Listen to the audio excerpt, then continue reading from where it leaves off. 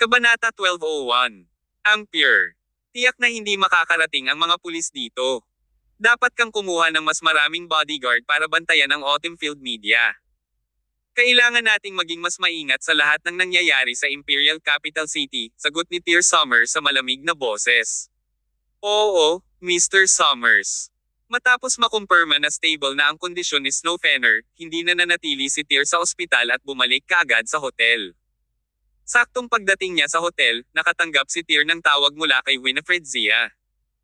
Bilang chairwoman ng Autumn Field Group, nakatanggap kaagad siya ng balita tungkol sa napakalaking insidenteng nangyari sa isa sa mga artista ng kanyang kumpanya. Napaka-tense ni Winifred sa kabilang dulo ng telepono. Nag-aalala siya tungkol kay Snow. Saglit na tiniyak ni Tyr ang kanyang asawa at sinabihan itong itabi ang kanyang mga alalahanin upang magpahinga. Dahil kapwa itinuring ni Tyr at Winifred si Snow bilang kanilang sariling kapatid, tiyak na hindi niya hahayaang dumalsdas at mag-imbestiga ng maigi ang bagay na ito. Nang matapos ang pakikipag-usap ni Tyr kay Winifred, hating gabi na. Sa halip na magpahinga, tinawagan niya si Sean Yarn. Nabanggit ni Sean kay Tyr na ang Yarn family ang dating pinakakilalang matalinong pamilya sa Imperial Capital City. Kahit na ang kanyang pamilya ay nahulog sa kawalan ng pag-asa ngayon, si Sean ay may kontrol pa rin sa isang sistema ng katalinuhan. Sa makatuwid, kung nais ni Tyr na malaman ang utak sa likod ng bagay na ito, ang pinakamaaasahang paraan ay ang humingi ng tulong kay Sean. Matapos malaman ni Sean ang sitwasyon mula kay Tyr, hindi na siya masyadong nagsalita. Nangako lang siyang aalamin ang utak sa likod ng insidenteng ito sa loob ng 2 araw. Nagpalipis si Tyr ng sumunod na 2 araw sa paghihintay ng balita mula kay Sean. Samantala, nagising si Snow ng tanghali sa 2nd araw. Ang kanyang kalagayan ay maaaring ituring na nakapasa sa kritikal na yugto. Sa 3rd araw ng tanghali, personal na pumunta si Sean sa Tyr. Sa oras na ito, banibisita ni Tyr si Snow sa ospital. Bagamat nalampasan na niya ang yugtong nagbabanta sa buhay, malubhang nasugatan pa rin ang dalaga. Sakto sa dibdib niya ang putok. Kahit na hindi nito napinsala ang kanyang puso, aabutin pa rin si Snow ng higit sa kalahating year bago gumaling. At kahit na pagkatapos nito, malamang na magkakaroon ng mga side effect. Nang makita ni Tyr si Sean, agad niyang kinuha ang matandang lalaki sa labas ng ward at tinanong, "Lolo Sean, naisip mo na ba?" "Ma'am." Tumango si Sean. Sa pamamagitan ng surveillance video noong panahon ng krimen at sa investigasyon na ginawa ng mga tauhan ko, nahuli namin ang responsable sa pagnanakaw at pagpapalit ng prop gun sa tunay. Ito ay isang tagapaglinis na inatas ang linisin ang set ng pelikula. Nakuha namin ang ilang maaasahang impormasyon mula sa kanya.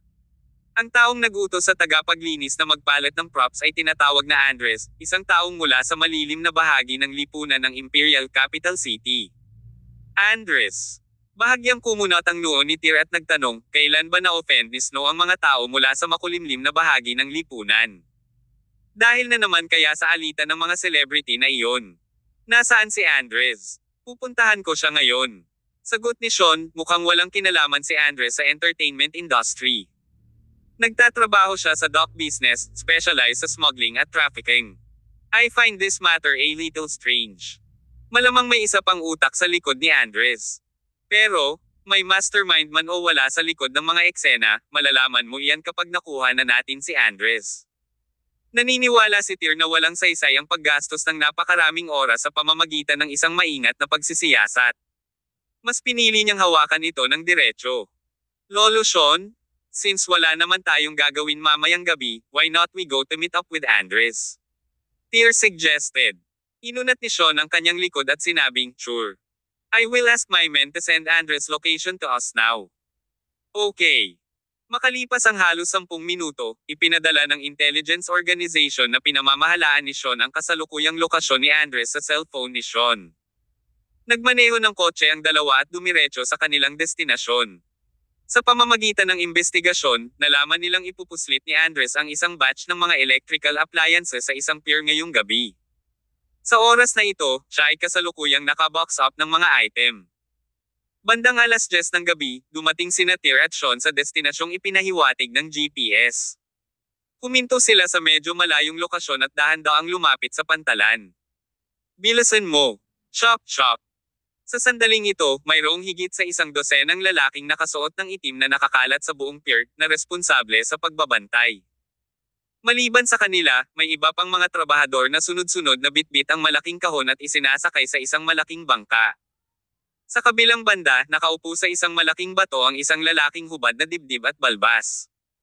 Umiinom siya habang sinisigawan ng mga tao, na hinihimok silang kumilos ng mas mabilis. Sa tabi niya ay isang napakapangingilabot na malaking talam, kasing lapad ng isang daliri at halos kalahating metro ang haba.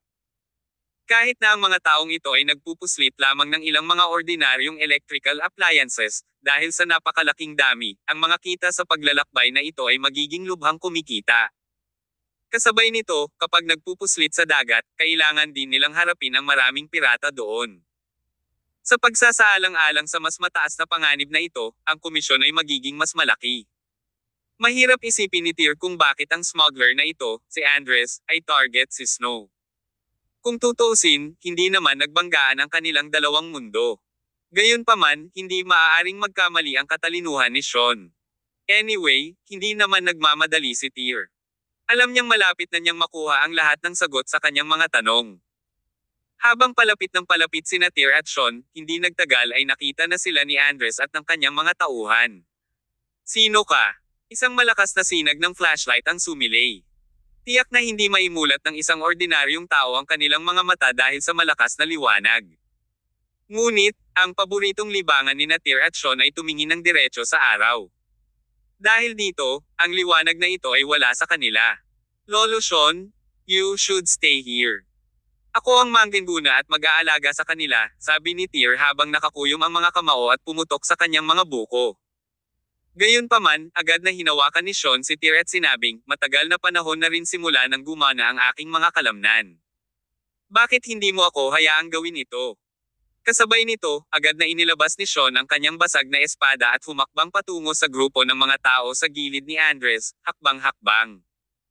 Nagdudulot ng gulo. Diretsyong nilagok ni Andres ang bote ng puting alak sa kamay niya nang makita ang sitwasyon.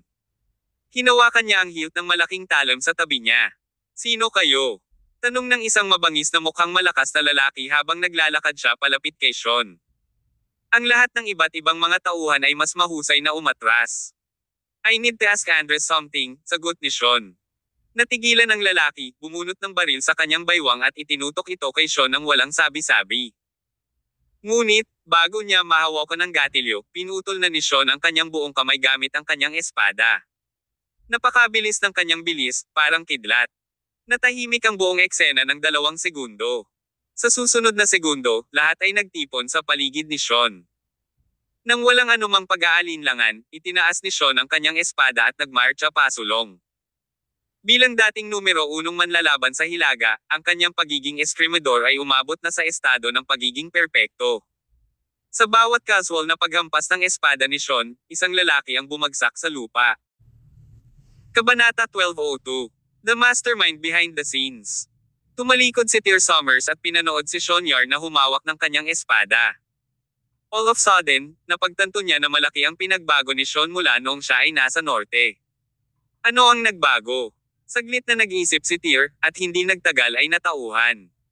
Ang martial arts techniques ni Sean ay nanatiling hindi nagbabago, at kahit ang bilis ng kanyang espada ay hindi nagbago ng malaki. Gayunpaman, ang kanyang espada ay mas matalas kaysa dati at ang talam ngayon ay may mahinang kinang. Naabot na ni Lolo Sean ang transcendent level. Bahagyang nagulat si Tyr, ngunit mabilis niyang naalala ang kanyang kalmado. Marahil, hindi dahil kamakailan lamang ay naging transcendent si Sean. Orihinal na ipinanganak sa Imperial Capital City at may matataas na kakayahan sa swordsmanship, maaaring matagal na siyang naging transcendent fighter.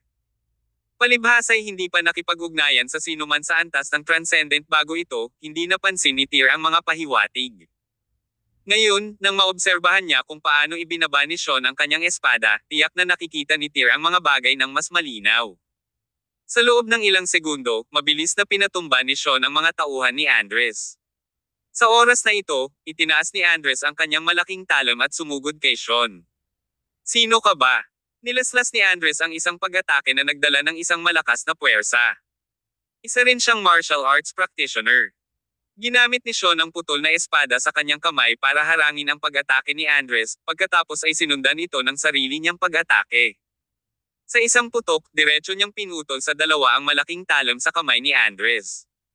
Nakasulat sa buong mukha ni Andres ang hindi paniniwala, na para bang nakakita siya ng halimaw. Sina Sean at Andres ay mga eskrimador na nasa magkaibang antas. Para kay Sean, malamang ay langgam lang si Andres. Hindi nagtagal, inilagay ni Sean ang kalahating basag niyang espada sa lalamunan ni Andres. Isang patak ng malamig na pawis ang tumulo sa noo ng huli. Ilang sandali na rin mula nang makatagpo siya ng isang nakakatakot na manlalaban. Ikaw. What do you want from me? I'm just smuggling ordinary electrical appliances. Tiyak na wala akong red spiders na kasama ko. Kung hindi ka naniniwala, maaari mong maghanap sa loob ng barko, nanginginig na sabi ni Andres. May naisip siya sa oras na ito. Isang lalaki na may napakalakas na kasanayan sa pakikipaglaban tulad ni Sean ay malamang na mula sa isang imperial na pamilya. Paminsan-minsan, ang mga miyembro ng imperial na pamilya ay nagsusuri sa pantalan, upang siyasatin kung may nagpupuslit ng red spiders. Hindi kami nandito para sa red spiders, sabi ni Sean. Mukhang naguguluhan si Andres. Kung ganoon, ano ang gusto mo? Nang makalakad, walang humpay na sinipa ni Tyr si Andres sa lupa. 2 araw ang nakalipas, binaril si Snow Fenner, isa sa mga artista ng Autumn Field Media. Nalaman namin na pinalitan mo ng isang tao ang prop gun para sa isang tunay, tama. Nang lumabas ang mga salitang iyon sa bibig ni Tyr, biglang nagbago ang ekspresyon ni Andres. Hindi akalain ng lalaki na may darating sa kanya ng ganoon kabilis dahil sa bagay na ito. Hey man. Dude. You got the wrong person. I'm a smuggler. Paano ako makisali sa isang artista? Si Andres ay katutubo na sinubukang mag-quibble, ngunit pagkatapos mabali ni Tyr ang ilang buto sa kanyang katawan, sa wakas ay hindi na ito napigilan ng lalaking ito. Arg! Narinig ng buong pier ang kahabag-habag na sigaw ni Andres. Hindi nagtagal, kinailangang sumuko ang lalaki. Stop! Stop beating me! It was me! May pinalitan akong props. Kaya nabaril si Snow. Sabihin mo sa akin ng malinaw ang mga pasikot-sikot ng bagay na ito. Andres, dahil mabilis kaming makakarating sa iyo, dapat ay malinawan ka sa aming paraan. Kung mag-iiwan ka ng kahit isang maliit na detalye, personal kung sisiguraduhin na mabubuhay ka sa isang bangungot forever, pagbabante ni Tyr. Si Andres ay nakatitig kay Tyr nang may takot na para bang halimaw ang huli. Hindi pa siya nakatagpo ng isang lalaking may ganitong kasuklam-suklam na paraan. Ang masakit na pakiramdam na iyon ay mas masahol pa kaysa sa pagpapadala sa kanya sa kanyang kamatayan. Magsasalita ako. I'll tell you everything. Actually, I don't know that girl. I was just following orders. At saka bro, hindi ko man lang ginasto. Isa akong taong may konsensya at may limitasyon. Kahit sa pagpupuslit ko, mga electrical appliances at cellphone lang ang pinupuslit ko. Talagang hindi ako hahawak ng baril, bala, o ipinagbabawal na droga, ako ay isang tao na may mga prinsipyo. Don't tell me all this. Nabali ang isa pang buto sa katawan ni Andres.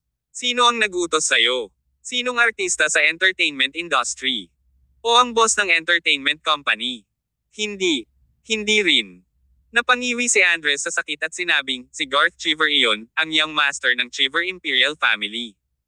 Garth Cheever. Mabangis na kumirot ang puso ni Tyr. Hindi niya inaasahan na si Garth ang magiging salarin. Sa simula pa lang, inakala ni Tyr na ang mga kakompetensya ni Snow o ilang karibal ng Autumn Field Media ang gumawa ng ganoong karumal-dumal na stunt.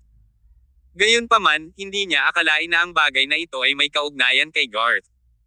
Dahil si Garth ang utak, syempre, hulaan ni Tyr ang layunin niya para gawin ito. Malamang hindi si Snow ang target, kundi si Tyr mismo.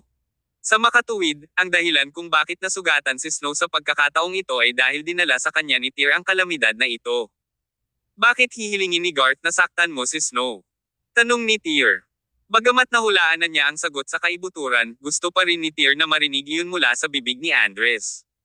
Garth! Sabi niyang Master Cheever, may na-offend daw sa kanya. Pero, may espesyal na status ang individual na iyon, kaya hindi siya naglakas loob na kumilos ng walang ingat. Kaya naman gusto niyang bayaran ang lalaking iyon sa pamamagitan ng pagkuha sa kanyang girlfriend, paliwanag ni Andres. Sure enough, parang natuklasan ni Garth ang identity ni Tyr. Dahil apo ni Dalton Alroy si Tyr, hindi naglakas loob si Garth na guluhin siya ng walang pag-iisip. Kung tutuusin, ang insidente sa Olympia Arena noong gabing iyon ay may kinalaman sa Red Spider, kaya dehado si Garth. Ngunit, ang lalaking ito ay mapaghiganti. Nalaman niya siguro ang tungkol sa nakaraang insidente na kinasangkutan ni Gul Windsor, kaya naman inakala niyang girlfriend ni Tyr si Snow at nagpasyang atakihin siya. Yung kausap mo, Tyr Summers ba ang pangalan niya? Tanong ni Tyr. Oo. Oo. Tyr Summers. Paulit-ulit na tumango si Andres. At alam din niyang Master Chiver na hindi patay ang girlfriend ni Tyr. Kaya, maaari siyang magpadala ng isang tao sa ospital upang patayin siya ngayong gabi. Na si Tyr ay walang ideya sa kanyang sariling mga limitasyon. How dare he offend kay young Master Chiver? Kilala siya sa Imperial Capital City dahil sa pagiging maimpluwensya na tao. Magpapadala si Garth ng isang taong pumatay kay Snow ngayong gabi. Nang marinig niya ang balita, nanlamig ang buong katawan ni Tyr. Kaagad, isang nagbabantang premonition ang umusbong sa kanyang puso. He's got some nerve. Galit na galit si Tyr at may ngisi sa mukha. Nagmamakaawa si Andres, bro. Pare, yan lang ang alam ko. You have to spare me. I was forced to do it. Wala akong intensyon na manakit ng tao, pero tiyak na hindi ako patatawarin niyang Master Chiver kung wag mong sundin ang utos niya kaya no choice ako. Bro, I have old folks and kids at home. Please, you must spare my life. If you need anything in the future, as long as you ask, I, Andres, will risk my life to get it done. Kabanata 1203. Toby at Babon. Noong una, sinadya talaga ni Tyr Summers na patayin si Andres. Ngunit, dahil ang pangyayaring ito ay hindi napunta sa paraang inaasahan niya, si Tyr ay wala talagang anumang intensyong pumatay kay Andres ngayon. Sinasabi na ang bawat kawalan ng katarungan ay may kagagawan nito, at ang bawat utang ay mayroong may utang. Kung gusto ni Tyr na humingi ng hustisya para kay Snow Fenner, dapat niyang hanapin si Garth Chiver sa halip na ilabas ang kanyang galit kay Andres. Hindi na nagabala kay Andres, tumalikod na si Tyr para bumalik sa ospital. Lolo Sean, nasa panganib si Snow. Magmadali man tayong bumalik ngayon, natatakot ako na baka huli na ang lahat. Habang nakatingin sa gabi, sumagot si Sean, oo, posibleng hindi tayo aabot sa oras. Tyr, bakit hindi ko kontaken ang pamilya Alroy at hilingin sa kanila na pumunta doon at tumulong? Hindi, never mind, ang mas malayo ang pamilya Alroy. Napakamot ng buhok si Tyr. Ang ospital ay nasa loob ng teritoryo ng pamilyang Windsor Imperial. Hihilingin ko sa kanila na pumunta at tumulong. Dahil doon ay agad na kinuha ni Tyr ang kanyang phone at dinial ang numero ni Celio Winder. Mabilis na kumonekta ang tawag. Bagamat tila nakatulog na si Celio, nang matanggap niya ang tawag ay agad siyang nagising. Kuya Tyr, anong problema? Celio, tulungan mo akong protektahan si Snow Fenner, you should know her. I'll send you the location. You have to bring people there now, ani Tyr, na diretso sa punto. Walang pag-aalinlangan, pumayag agad si Celio, okay Kuya Tyr, I'll bring people there now. Mabuti. Medyo kumalma ang pakiramdam pagkatapos niyang ibaba ang tawag, tumawag muli si Tyr kay Lily Zimmerman, upang tingnan ang sitwasyon ni Snow. Ayon kay Lily, walang nangyaring masama sa ospital. Sa madaling salita, hindi pa dumarating ang mga taong ipinadala ni Garth. Sinabihan ni Tyr si Lily na mag-ingat at ipinaalam sa kanya na malapit na ang young master ng Windsor Imperial family. Si Tyr mismo ay pupunta sa ospital sa lalong madaling panahon. With that, binabanan niya ang phone. Matapos ibigay ang mga tagubaylang iyon, hindi na bumalik si Tyr ng ilang saglit at pumunta kaagad sa sasakyan. Mula sa likuran niya, tinawag ni Andres, bro, pwede. Pwede mo bang sabihin sa akin ang pangalan mo? Dude, maraming salamat sa pagligtas ng maraming buhay. Ako si Tyr Summers. Naiwang tulala si Andres. Matapos matanggap ang tawag ni Tyr ay nagmamadaling nagbihis si Celio at agad na lumabas ng villa. Dahil hindi masyadong nagdetalye si Tyr sa telepono, hindi sigurado si Celio kung sino ang sumusubok sa buhay ni Snow.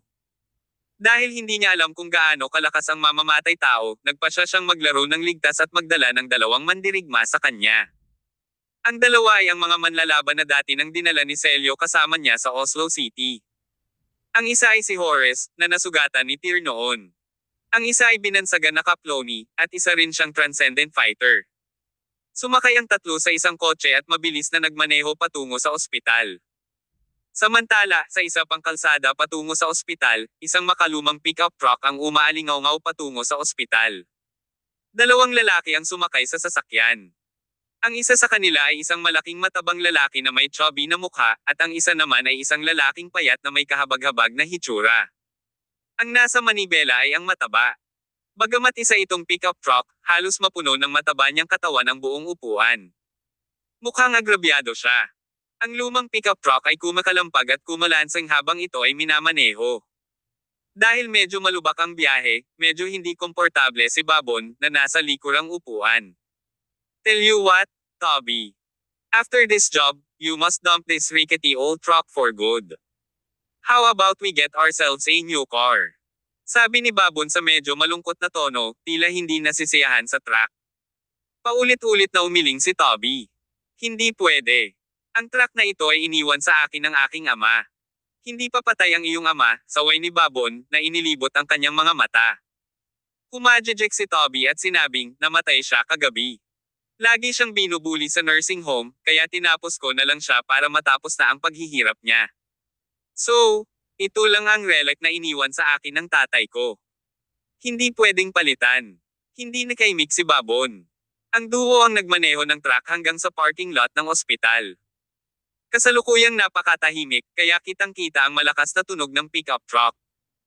Nang makalabas ang dalawang lalaki, maputlang-puti ang mukha ni Babon dahil sa lubak-lubak na paglalakbay.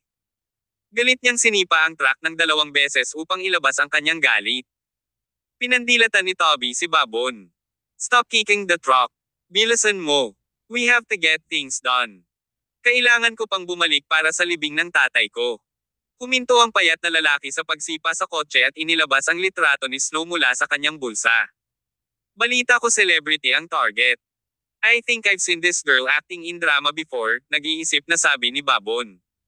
May ugali ka bang manood ng mga drama? Nagtatakang tumingin si Toby kay Babon at tumawa ng malakas. Nahuhumaling ka pa sa panunood ng mga drama. Isa kang professional killer, pero nanonood ka ng mga drama, ha. Nakakatawa ba? Sinaman ng tingin ni Babon si Toby. Minsan ay may nakapulot ng 18 subduong Dragon Palms cultivation method sa pamamagitan ng panunood ng The Demigods and Semi-Devils. Kaya, bakit hindi ako manood ng mga fantasy drama at makamit ang immortalidad? Haha! Kung gusto mong makamit ang kawalang kamatayan, kailangan mo munang palayain ang iyong espiritu sa iyong katawan, tulad ng aking ama, sabi ni Toby na may halong ungol. Ang dalawa sa kanila ay naglakad patungo sa inpatient department ng ospital. Sa kabila ng hindi mukhang mga mamamatay sa anumang paraan, sila ay mga propesyonal sa negosyong ito at napakalakas na mga mamamatay tao. Ang pasilyo ay naiilawan ng malalalim na ilaw. Sa isa sa mga VIP ward, isang nurse ang katatapos lang magbigay ng infusion kay Snow. Ilang nakaitim na lalaki ang nakabantay sa labas mismo ng pinto. Ang mga lalaking ito ay pawang mga mandirigma na binayaran ni Henry ng kapalaran upang upahan. Bagamat hindi sila katugma para sa isang Grandmaster o isang Transcendent, sapat na dapat ang kanilang mga kakayahan upang protektahan si Snow. Ipinagpalagay ni Henry at ng iba pa na binaril si Snow dahil sa matinding selos ng isa sa kanyang mga katunggali. Imposibleng iugnay ang bagay na ito sa mga miyembro ng imperial na pamilya. Kung malalaman ni Henry at ng iba pa ang katotohanan, malaglag ang panga nila sa gulat. Mula sa kabilang gilid ng koridor, 2 tao, isang mataba at isang payat, masayang naglakad, na parang naglalakad sa looban. Agad nilang nakuha ang atensyon ng mga bodyguard. Lumapit sa kanila ang isa sa mga bodyguard at tinanong sa mababang tono, sino ka? Hindi sumagot ang dalawa bagkus ay nagkatinginan lang. Sa susunod na segundo, biglang dumaan si Babon sa bodyguard. Biglang nanlamig ang bodyguard sa pwesto, at sa leeg niya, may bahid ng dugo na lalong halata.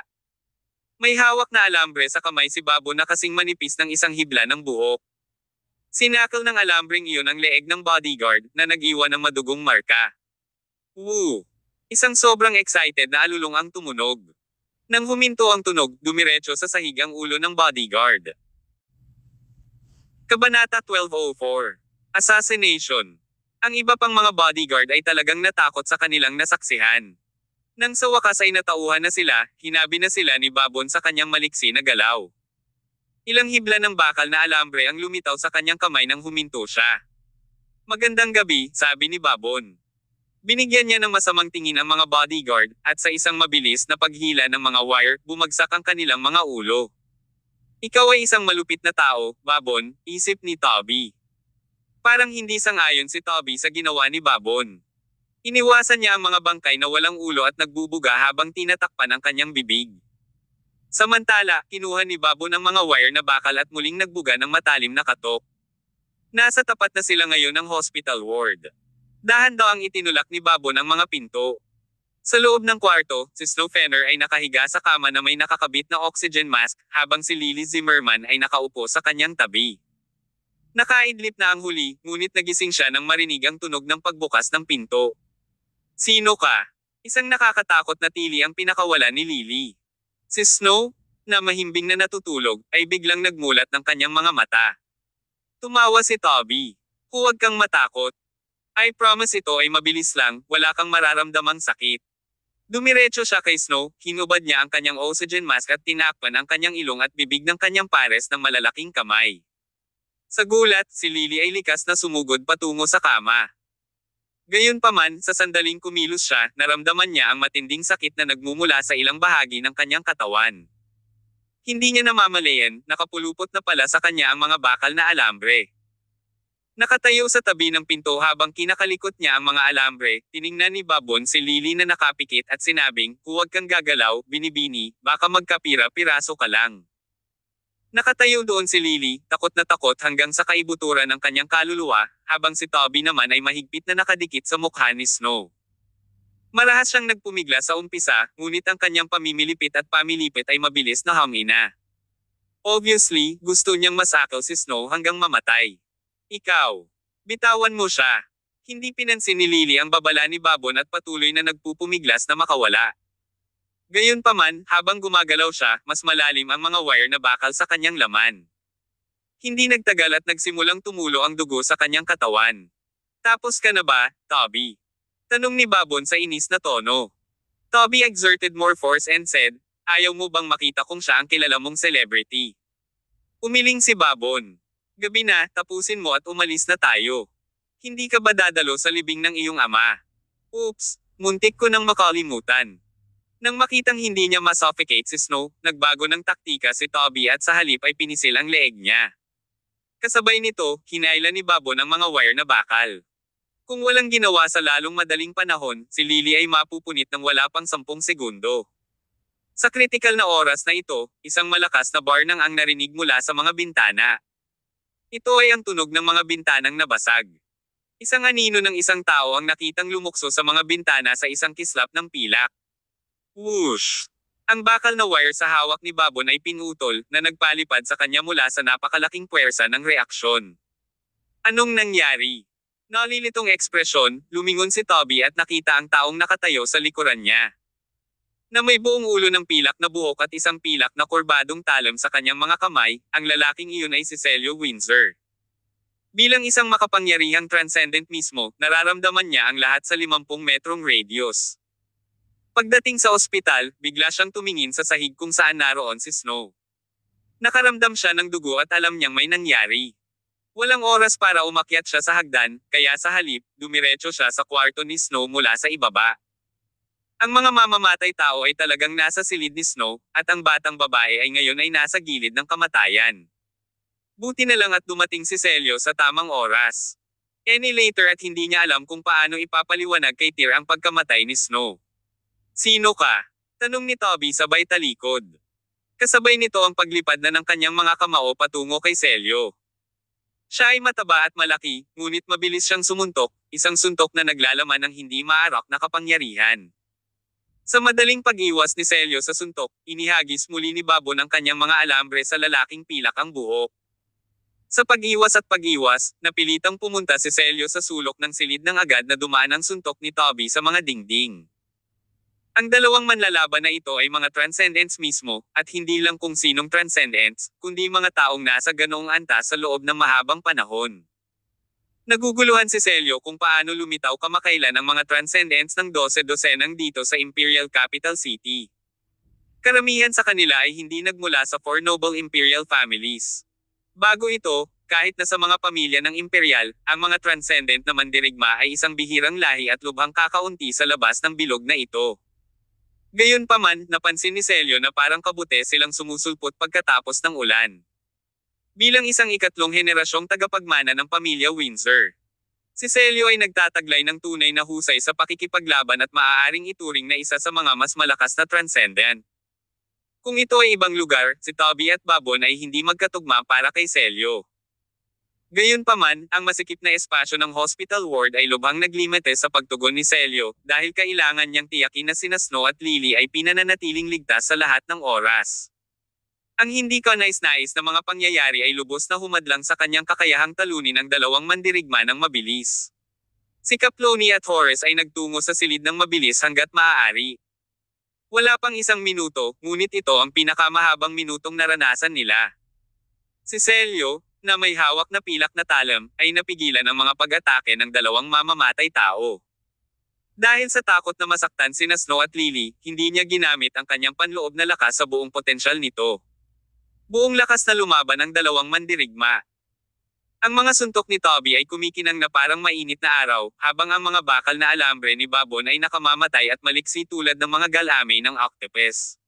Bam! Nang sila ay nakakulong sa isang pantay na labanan ng mga lakas, ang mga pinto ay biglang bumukas. Sa wakas ay dumating na sina Kaplony at Horace.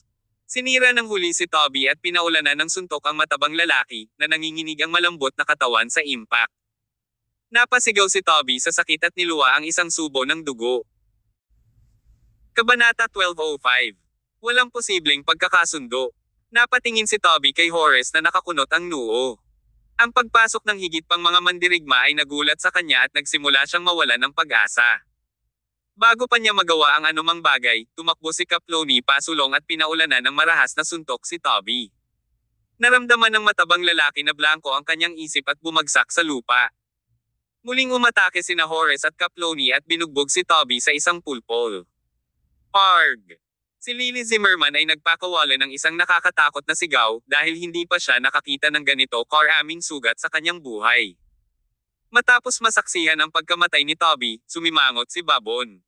Inalis niya ang isang bakal na wire sa labas ng bintana at inilunsad ang sarili palabas. Horace, ipaalam sa ating mga tao na maglinis ng mga gamit at alagaan ang mga babaeng ito. Sumama ka sa akin, Kaplony. Matapos tumahol sa utos na iyon, agad na tumalon si Celio Windsor sa bintana, mabilis na sinundan ni Kaplony. Lumapag sila sa lupa sa labas ng walang labis na pagsisikap, at nakakita ng isang bagay na pumutok sa kanilang isipan.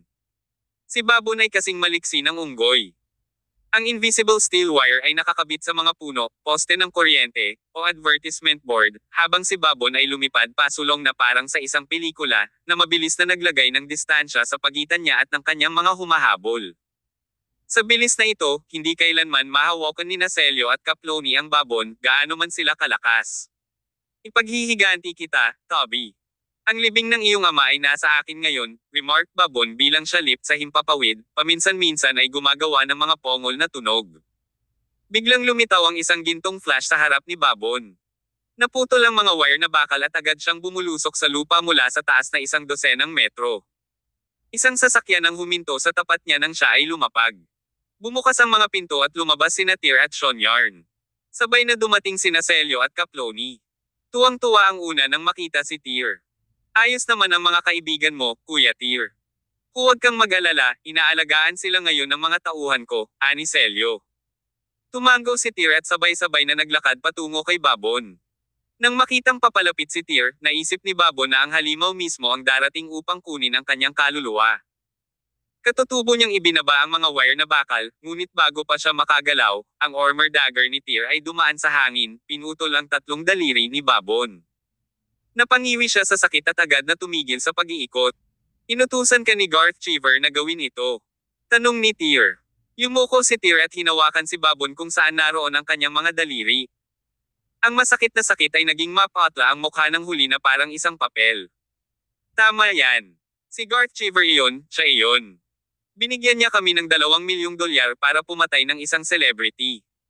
Oh, alam mo na ba kung saan siya hahanapin ngayon? Nagpatuloy si Tyr sa pagsisiyasat. Oo naman. Oo naman. Same time na tumango si Babon.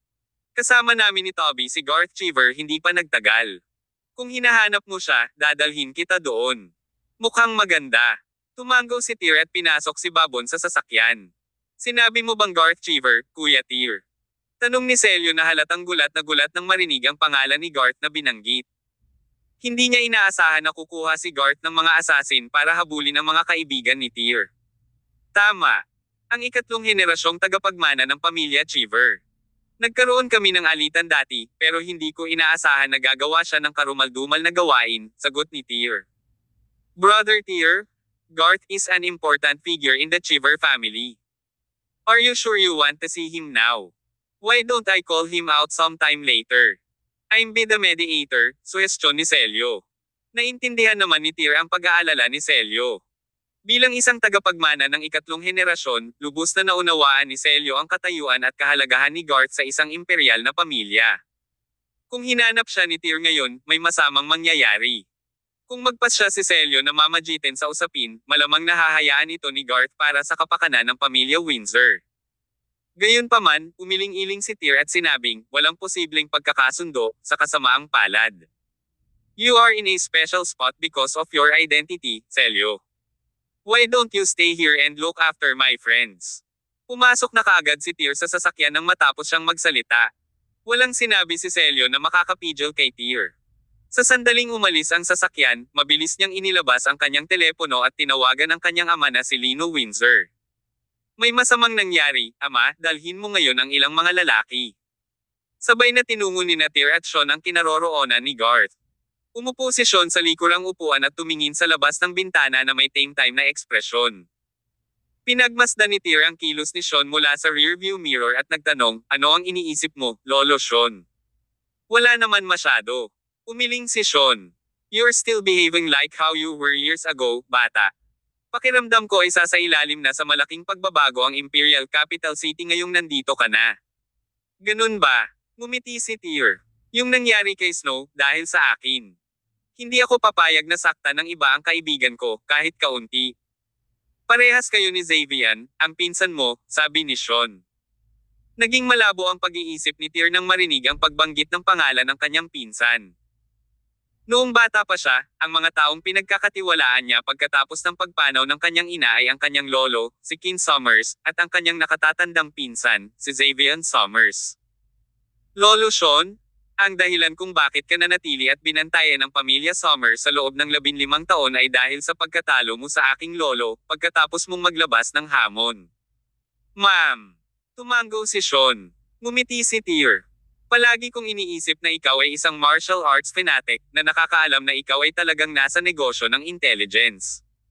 Mapapabuti ko lang ang aking husay sa pakikipaglaban sa pamamagitan ng paghamon sa pinakamahusay sa pinakamagaling sa mundong ito.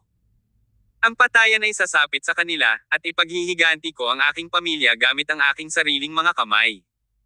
Isang araw, Tyr, balang araw, ani Sean. Noon ay naunawaan na ni Tyr kung bakit nahumaling si Sean sa paghamon sa pinakamahuhusay na manlalaban sa mundo ilang taon na ang nakararaan. Siya ay hindi isang martial arts fanatic tulad ni Dixon Watt, ngunit ang kanyang paghihiganti ay nagpatuloy sa kanya. Kahit matanda na siya ngayon, hinding-hindi makakalimutan o mapapatawad ni Sean ang nangyari sa kanyang pamilya. Kabanata 1206. I've come for you, Garth Cheever. Akala ng lahat ng tao sa Hilaga ay isa kang Grandmaster, Lolo Sean.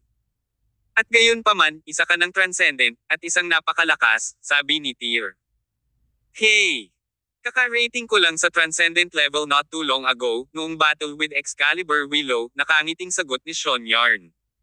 Yung pagsabog. Oo. Tumango si Sean. Dahil sa aking dating pisikal na pagkain, ako ay talagang mas malakas kaysa sa iba pang mga Transcendents na naging isa sa mahabang panahon. Gaya ng ipinaliwanag ni Beggar King noon, naunawaan ni Tyr ang kasalukuyang sitwasyon. Si Tyr mismo ay katulad ni Sean, nagawang talunin ang karamihan sa mga Transcendents doon kahit na ang kanyang vital energy ay tinataka ng Beggar King.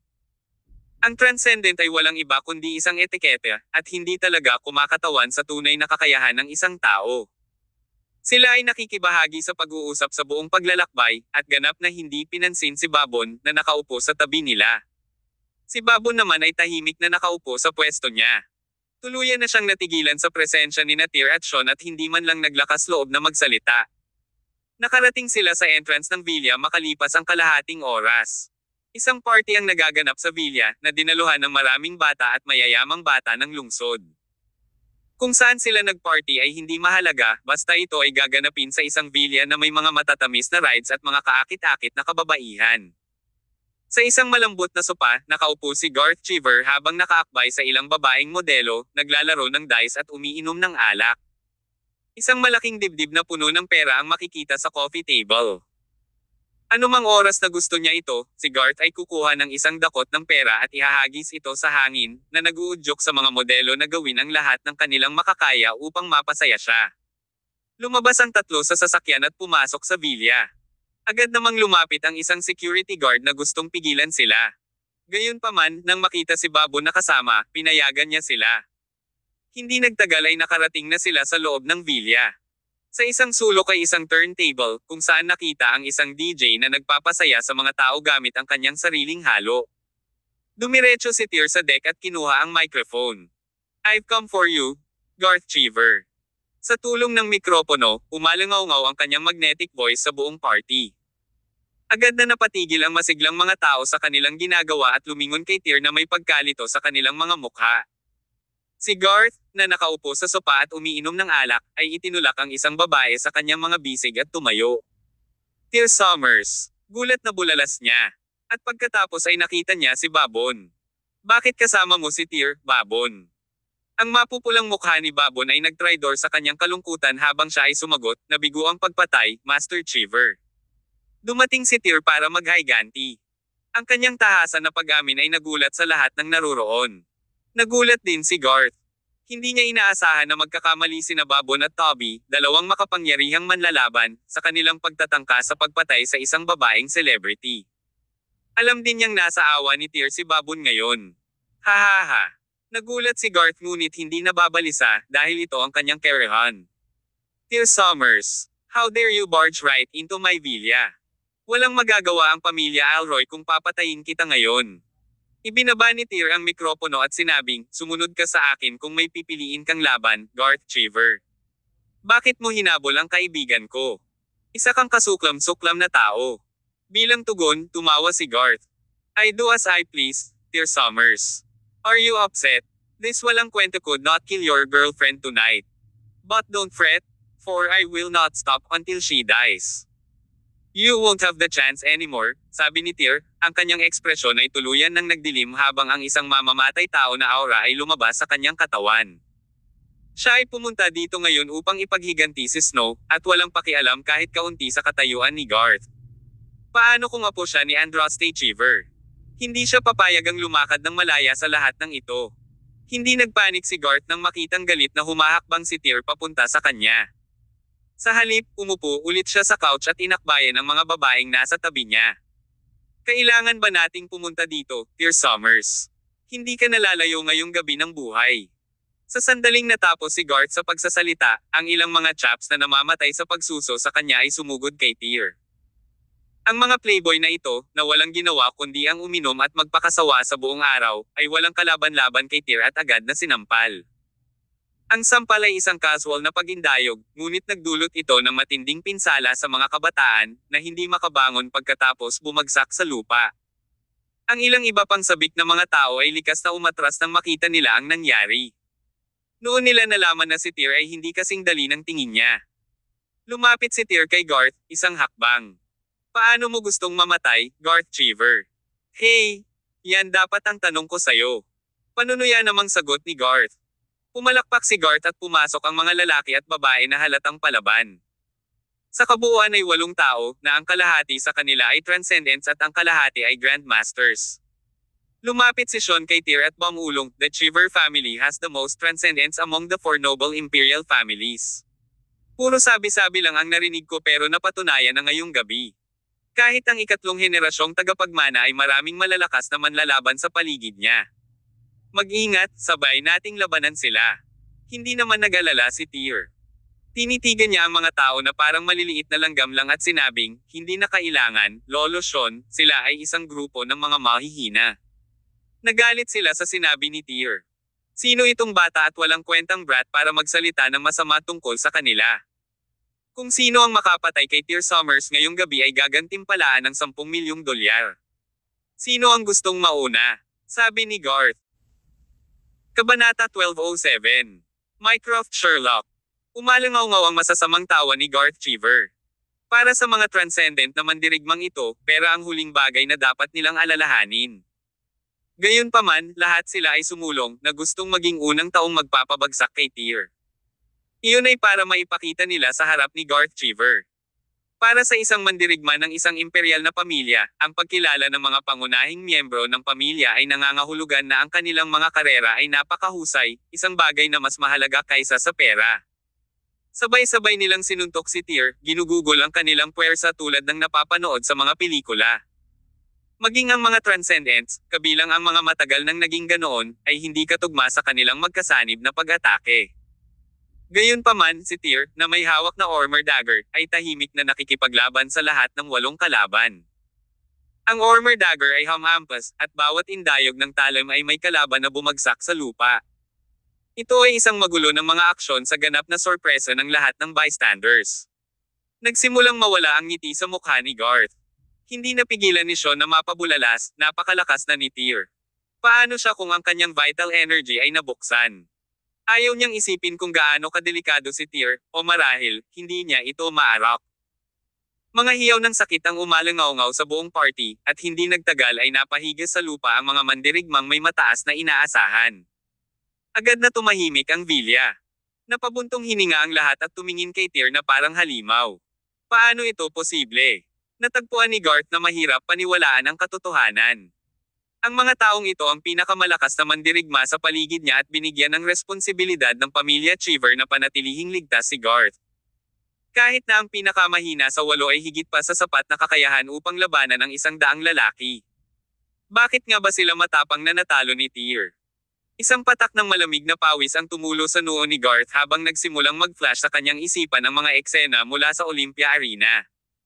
Alam niya ang mga kakayahan ni Tyr, ngunit hindi niya inaasahan na magiging ganoon kalakas siya. Pagkatapos makipag-usap sa pag-aalaga ng mga mandirigma, itinuon ni Tyr ang kanyang atensyon kay Garth at dahan-daang lumapit sa kanya.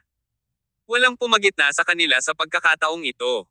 Ako ang apo ni Andraste Cheever at ang ikatlong henerasyong tagapagmana ng pamilyang Cheever.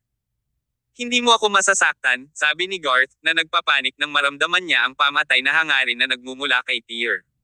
Sinaktan mo ang kaibigan ko. Wala akong pakialam kung apo ka ni Andraste Cheever o kung lilito siya ngayon.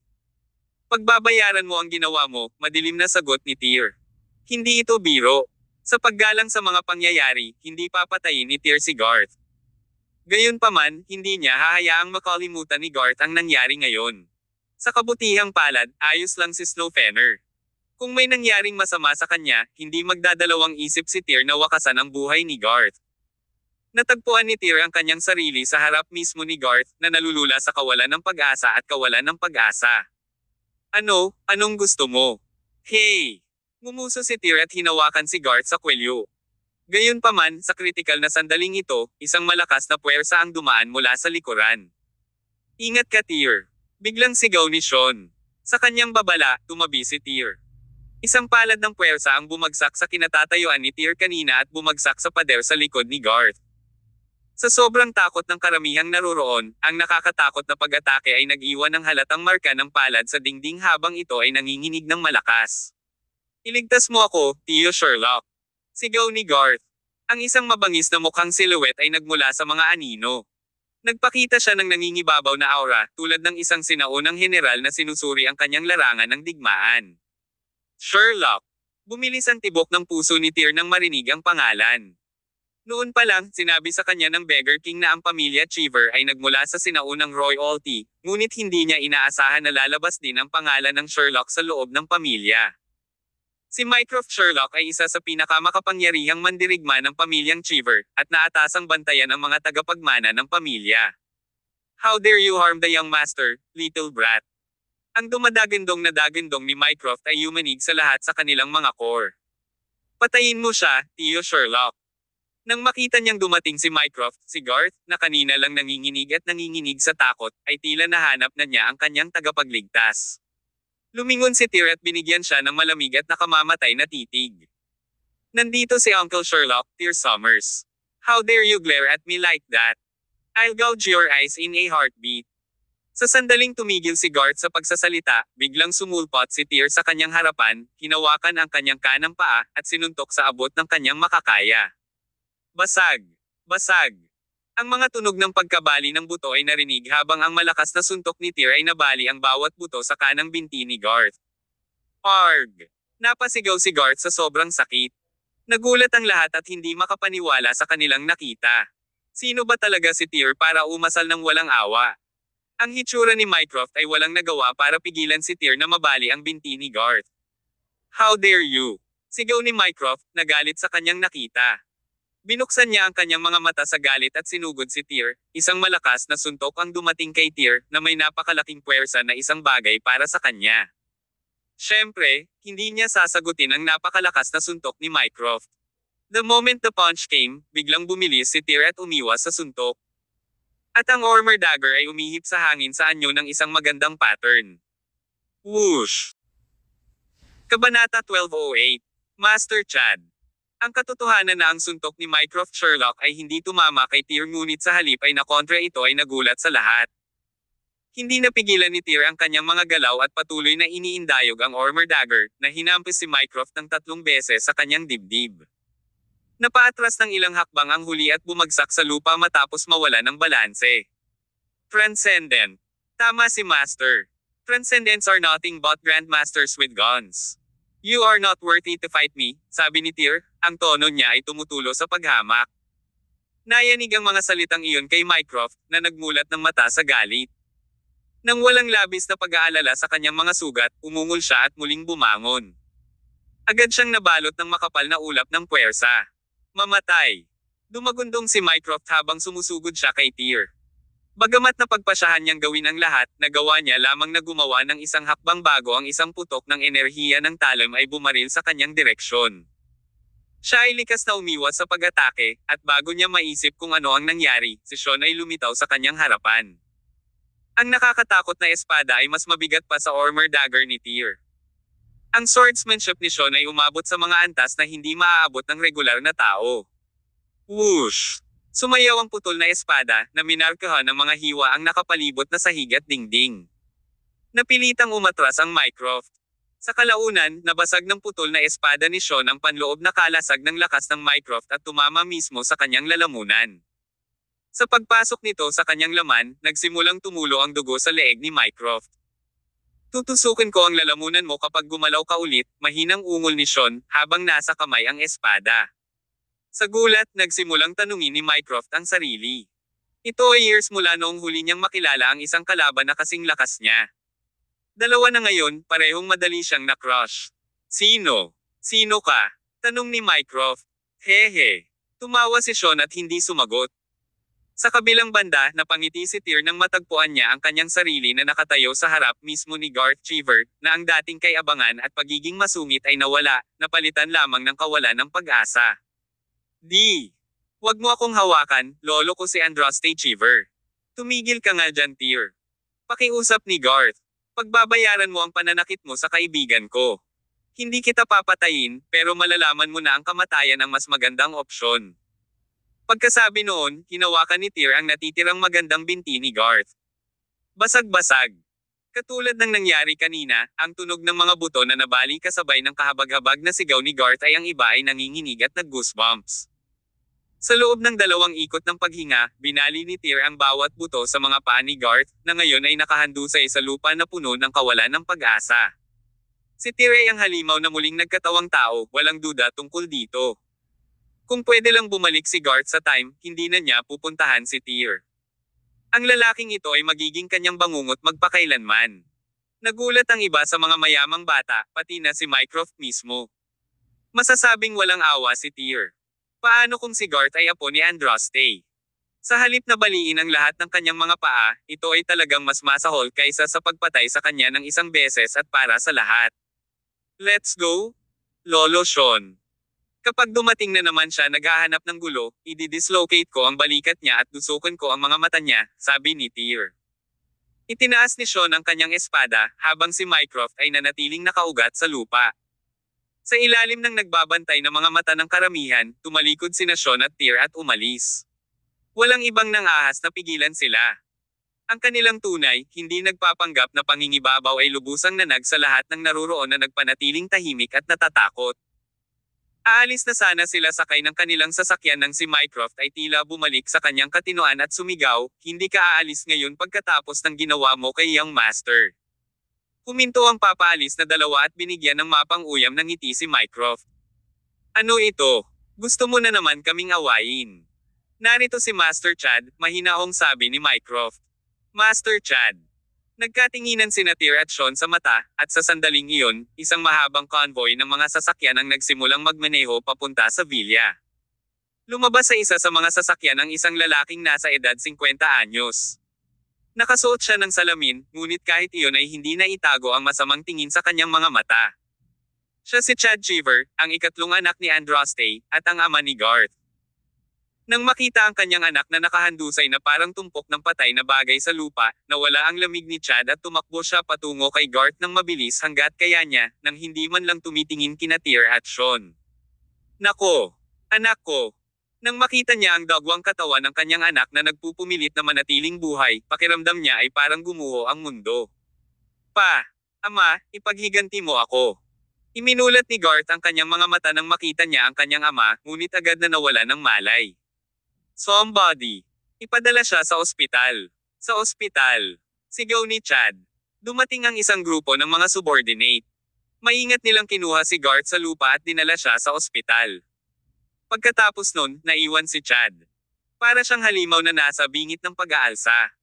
Isang malaking grupo ng mga lalaki ang lumabas sa mga sasakyan, nakasuot ng mga espesyal na uniforme ng militar at naglalabas ng pangingibabaw sa bawat hakbang na kanilang ginagawa. Kilala bilang Cheever Legion, sila ang creme de la creme ng mga puwersang panlaban ng pamilya, at ang puso ng family mismo.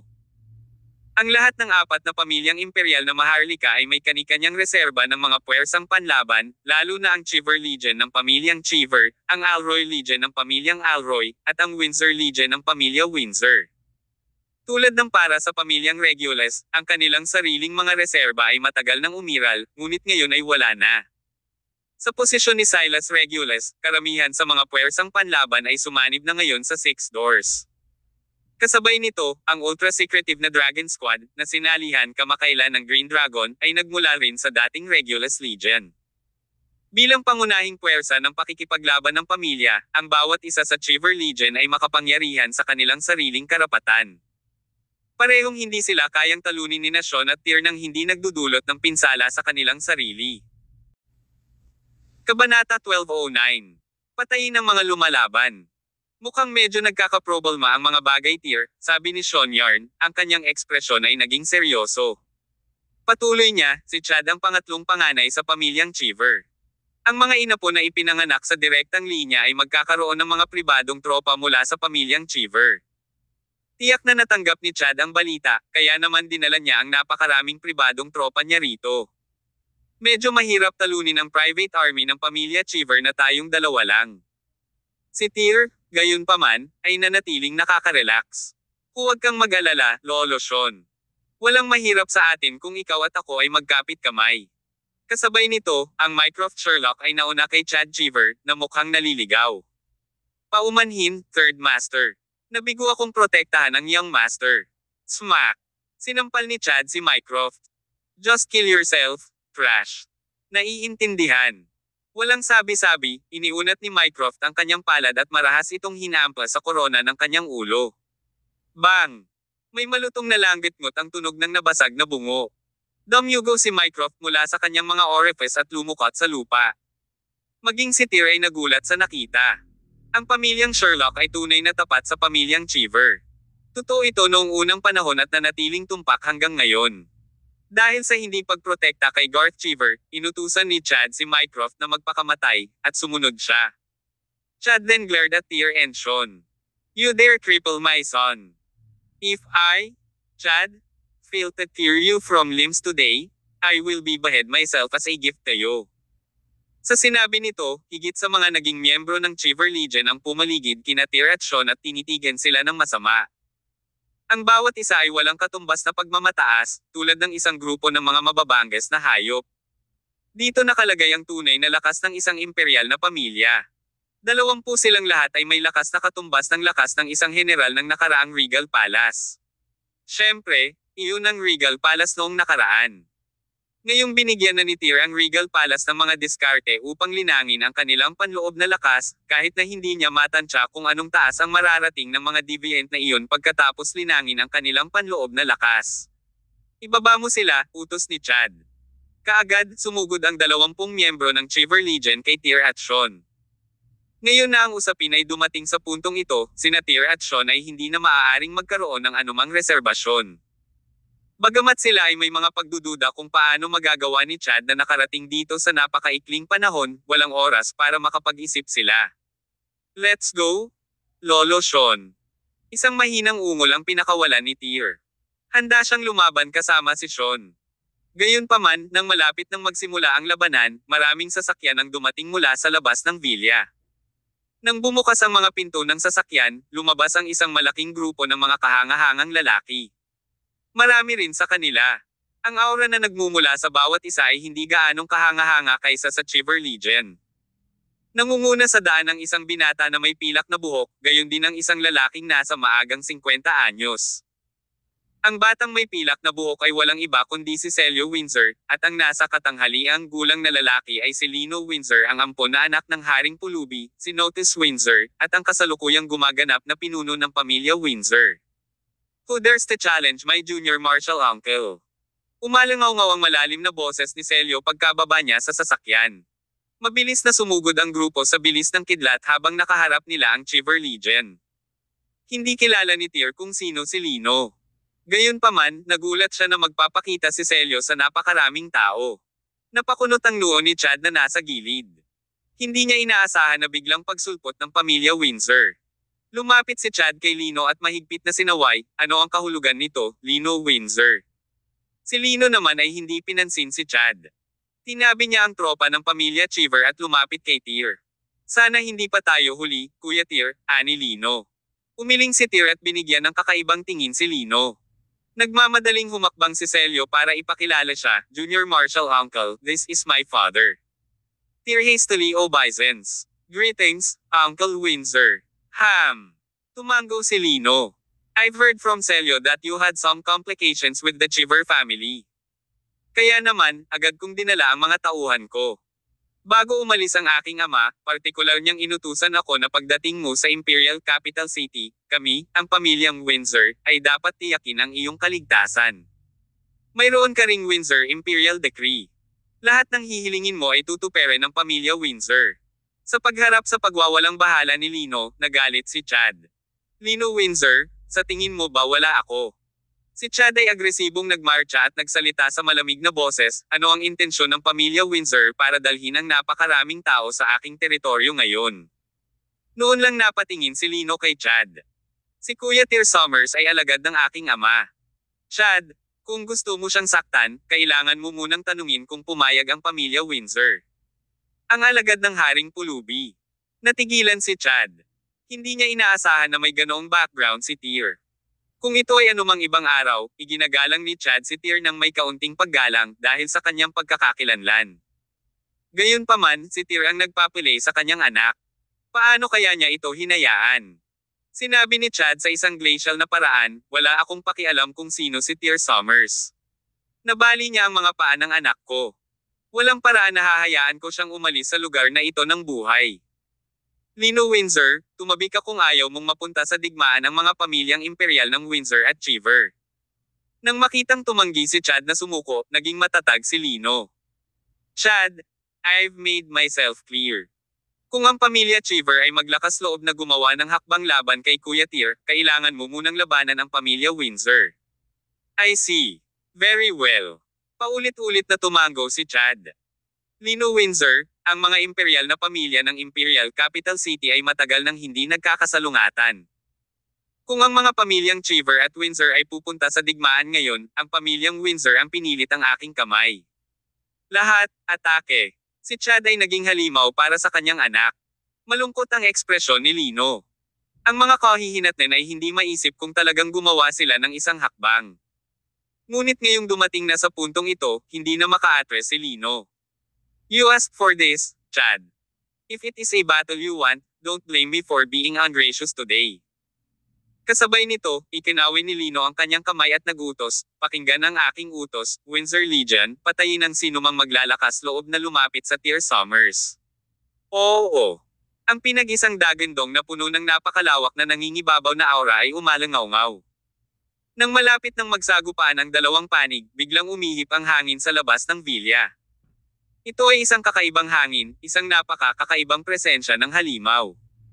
Sa kabila ng mabilis na papalapit na taglagas noong Oktubre, hindi pa bumababa ang temperatura. Ngunit sa malamig na simoy na ito ay dumating ang isang napakalamig na lamig. Nagkaroon ng malamig, nakamamatay na layunin na dinala sa hangin. Kabanata 12:10. Andraste Cheever, ang Caesar King. Bata ng pamilya Windsor, how dare you actlessly sa teritoryo ng Cheever family. Ang napakalaki at mayamang boses ay parang pag-aari ng mga Diyos sa langit. Ang tunog lang ng boses ay nagbigay sa lahat ng naruroon ng pakiramdam ng hinihingal na durog. Maging sina Tyr Summers at Sean Yarn, na napakalakas, ay napuno ng pangamba. Ang lahat ay sabay-sabay na tumingin sa pasukan ng villa. Isang matangkad at matipunong figure ang lumabas sa dilim. Sa bawat hakbang, ang malakas na aura na nagmumula sa kanya ay tila pumipihit sa espasyo. Dahil sa presensya niya, lahat ng naruroon ay hindi nang ahas na gumalaw kahit isang pulgada. Sina Lino Windsor at Chad Cheever ay walang pagbubukod. Ilang sandali pa bago hamina ang pagdurog. Si Chad ang unang tumakbo patungo sa lalaki, habang ang lahat ng iba pang miyembro ng Cheever Imperial Family ay bumagsak sa isang tuhod. Pagbati sa Caesar King. Pagbati sa Caesar King. Umalangaw-ngaw ang mga tinig sa kalangitan sa gabi at nag-iwas sa pagyayelo ng dugo ng lahat. Bakit ka nandito, Ama? Mukhang hindi makapaniwala si Chad. Ang Caesar King, si Andraste Cheever, na kadalasang nasa pag-iisa at hindi kailanman nagpakita ng sarili, ay talagang himalang nagpakita rito. Andraste Cheever, ang Caesar King. Napatalon din si Tyr sa gulat. Ngunit nang lumilipat ang kanyang tingin kay Andraste, muling tumama sa kanya ang nakadurog na presyon na parang napakalakas na puwersa. Si Tyr ay nakatagpo ng hindi mabilang na napakalakas na mga kaaway sa mga nakaraang taon. Gayunpaman, ang katotohanan ay sinabi, ito ang unang pagkakataon na naranasan niya ang pagkakaroon ng sandali ng gulat. Noong nakaraan, laging may kumpiyansa si Tyr na harapin ang sinuman, ngunit sa pagkakataong ito, wala na. Walang pundasyon. Iyon ay upang sabihin na Andraste ay kaya malakas kaysa Tyr ay hindi maaaring makita sa pamamagitan ng kanya. Kaya, hinala ni Tyr na 99% ng oras, hindi siya magiging katugma ni Andraste. Ito ang tunay na lakas ng isa sa apat na emperador ng Celestial Empire. Ang kapaligiran ng kabuoang eksena ay agad na naging kakaiba. Bakit biglang susulpot dito si Andraste? Sa kanyang katayuan bilang isa sa apat na emperador, kung sasabihin siya ay pumunta ngayong gabi upang humingi ng hustisya para sa kanyang apo, iyon ay ganap na imposible. Paano ngang isang pag-iral na tulad ni Andraste Cheever ay nakakaabala sa isang walang kwentang bagay tulad ng angkan ni Garth Cheever? Lahat ng atensyon ni Andraste ay kasalukuyang nasa Tyr.